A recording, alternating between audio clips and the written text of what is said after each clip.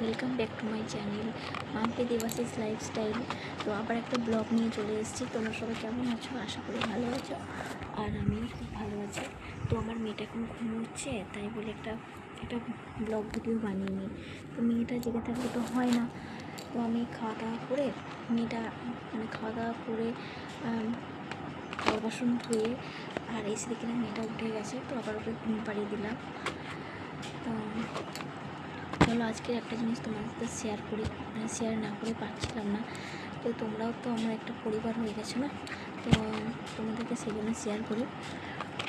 তো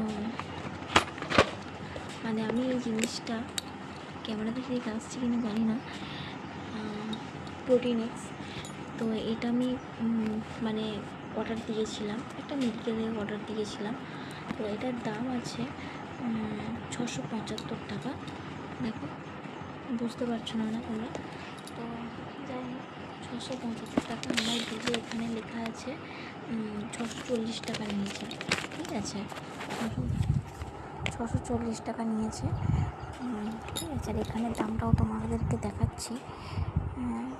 ঠিক আছে, তো এইটা আমি অনলাইনে ফ্লিপকার্টের অনলাইনে এটার দাম সামথিং 580 এরকমই পড়বে।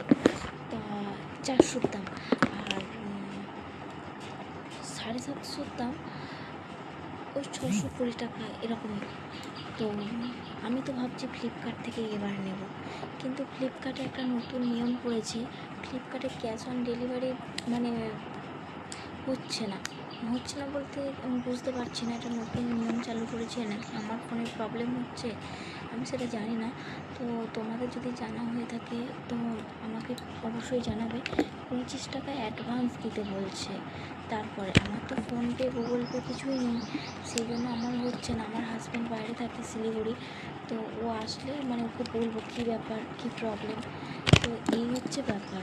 তো আমি শুধু একটাই কথা বলবো যে মেডিকেলে অর্ডার তোমরা যখনই দেবে তার আগে একবার ফ্লিপকার্টে চেক করে নেবে। অনেক সময় অফার চলে ফ্লিপকার্টে, একবার দেখে নেবে, অনেকটা উপকার হবে।